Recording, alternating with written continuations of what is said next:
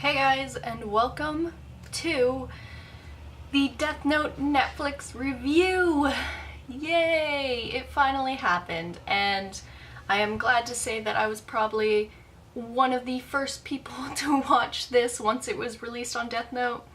I literally researched when Netflix updates their shows, and then what time frame in my city it is, and it turned out to be midnight. So I watched it at midnight. I was pretty much up till 2 a.m. and I just got up now, so it's still the morning, which is why I have cereal. And I might be eating it because I'm hungry. This is not just like some clever way to make this review more something. I really want my cereal.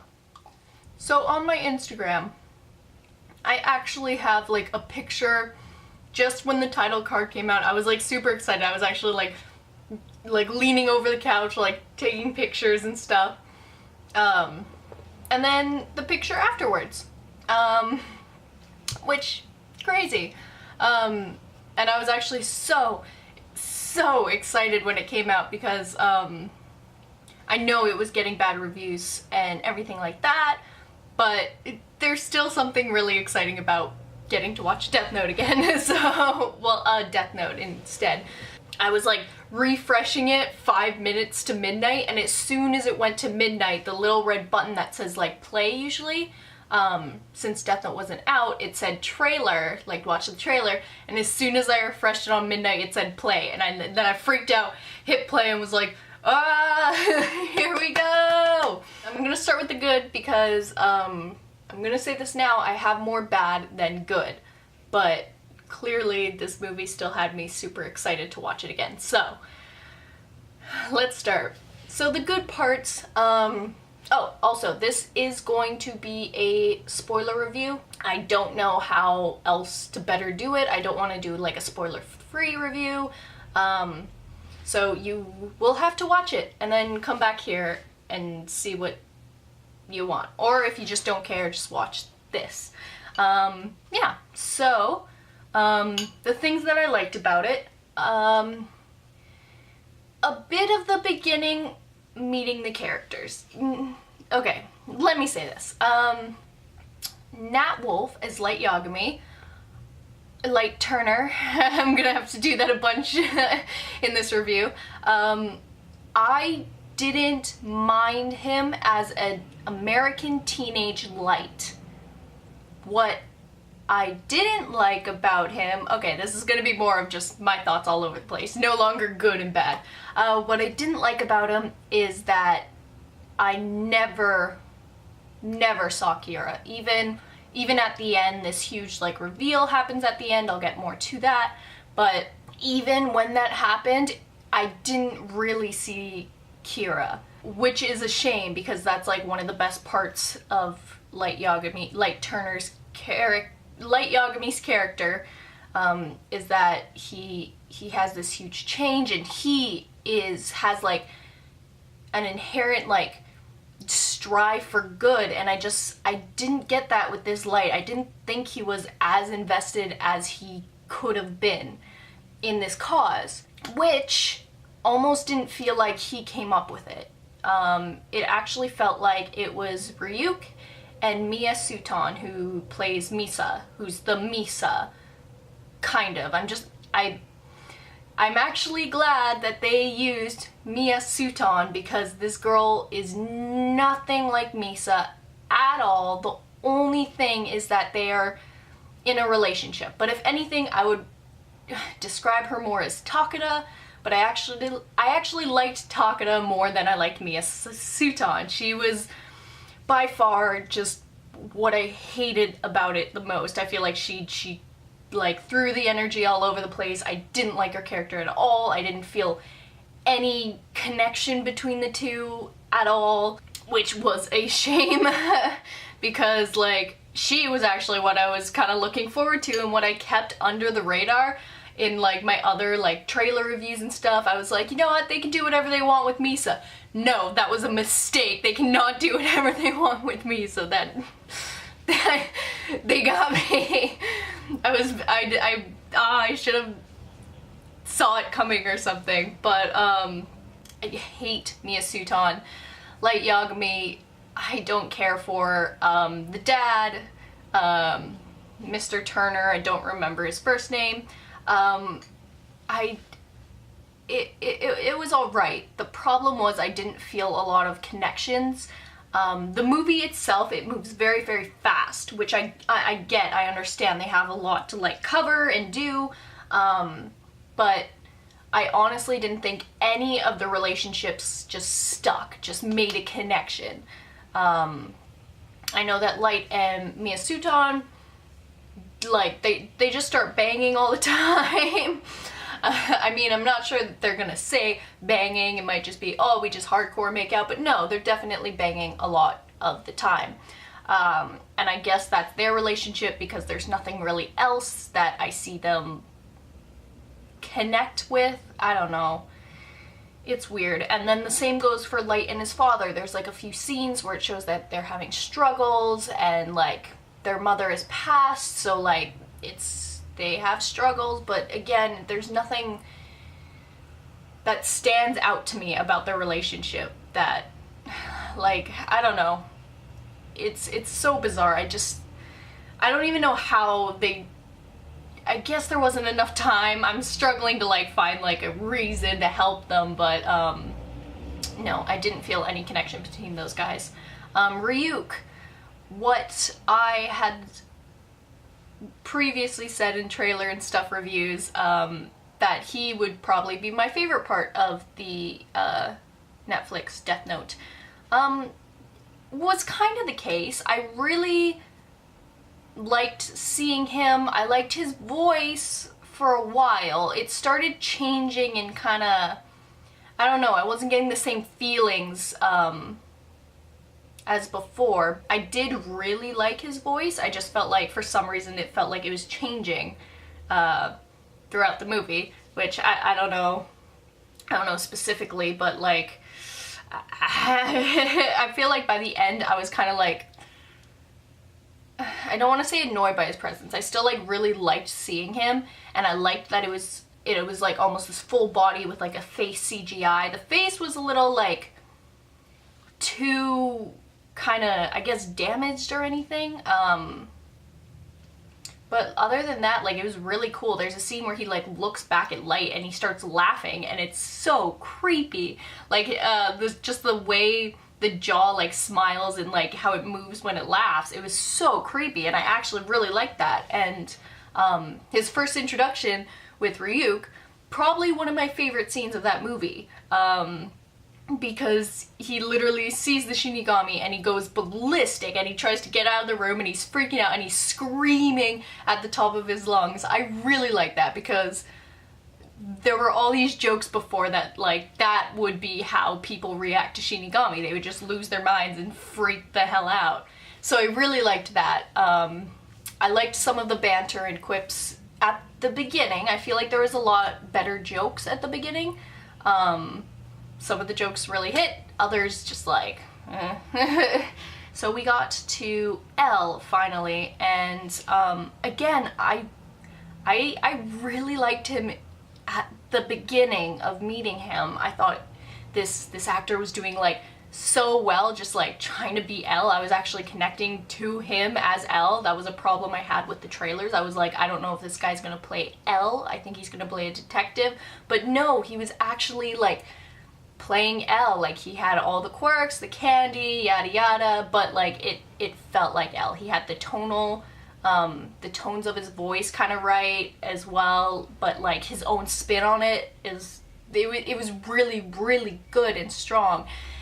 And then the story just kind of tore the character apart, I think, which was heartbreaking to see. What happens, this is where it's gonna get spoilery, is the character who plays Watari, Light kind of, I would say, almost kidnaps him, and by kidnaps him is that he writes his name in the Death Note and says that he's going to go to the Whammy house and find records to find L's real name so he can kill L. I guess that's the kind of main thing of this movie. I got really lost with the goals along the movie, but I don't actually remember. I like talked right over it and I was so mad because I was like, did they say whammy house or was it a different house?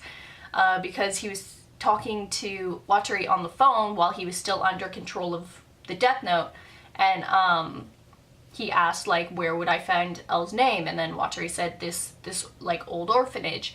And I wish I knew if they said whammy house or not, but either way, it was supposed to be whammy house, which is really exciting, and I actually was really happy about. And it was cool when you actually saw whammy house, because instead of this like little orphanage that's still like running, it was this really old decrepit building that almost had a weird like cultist vibe to it, with like secret entrances and like weird things on the wall. That part was, it started getting too much, but they were saying how like people didn't survive, and at first I thought like, oh, because of the stress, because in the LABB Death Note book, you hear that the stress just makes some of L's successors take their own life because it's just such a stressful like position.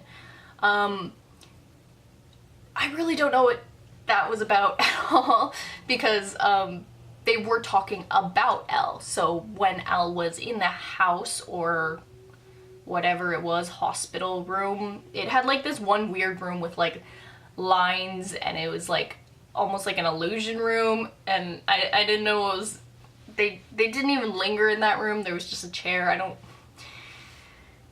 This movie got all over the place really fast. They had a prom scene, which I didn't really like at all.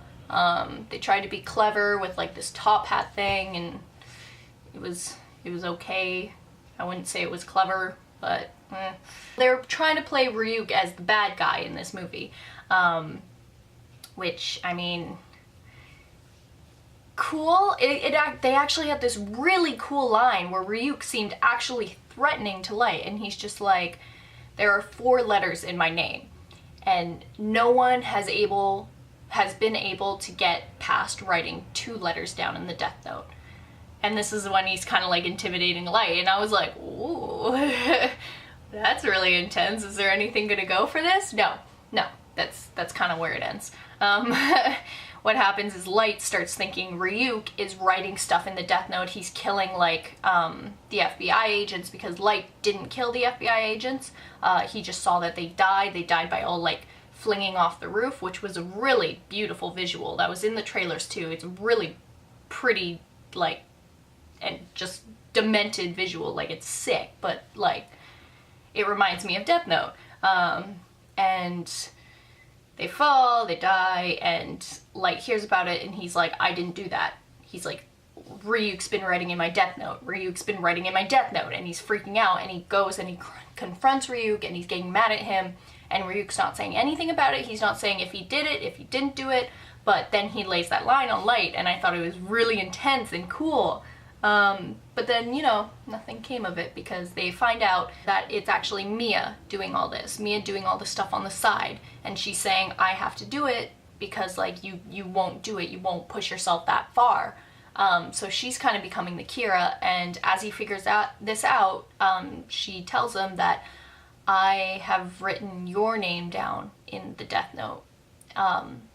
And you're going to give the Death Note to me before you die, and then I will be able to save you. Now, how would she be able to save him? This is something that was happening with Watari too. Light wasn't going to let Watari die, because there's a rule. There's a couple new rules in the Death Note. One is that only Light can see Ryuk. No one who touches the Death Note will be able to see Ryuk. It is just the owner. And number 2 that I at least remember is, that if you burn the page with, I believe, I think they had a limit, like it's only 1 person that you can like burn the page up and they won't die, like it'll cancel out. So Light was going to use it on Watari, but then Mia took the page, I think. I'm actually going to get confused about this, but she took the page, so Watari did end up dying. Again, I wasn't invested enough to like feel bad, but she's just like, I was saving it for you because I want to light Light's name on fire, and then I'll save you, but I want ownership of this Death Note. Meanwhile, L's kind of, I don't know how else to describe him, but shook. He was very shook by, like, the first half was so good. When he was with Watery, he was really good. He was just like, he was arrogant, he knew what he was doing, he was smart. It was so good with him in the beginning, and then as soon as Watery was gone, he just kind of lost his marbles and became like a mental case. I don't even know how else to describe him. He just became like just a vigilante that is overcome by like revenge, and he's going straight after Light.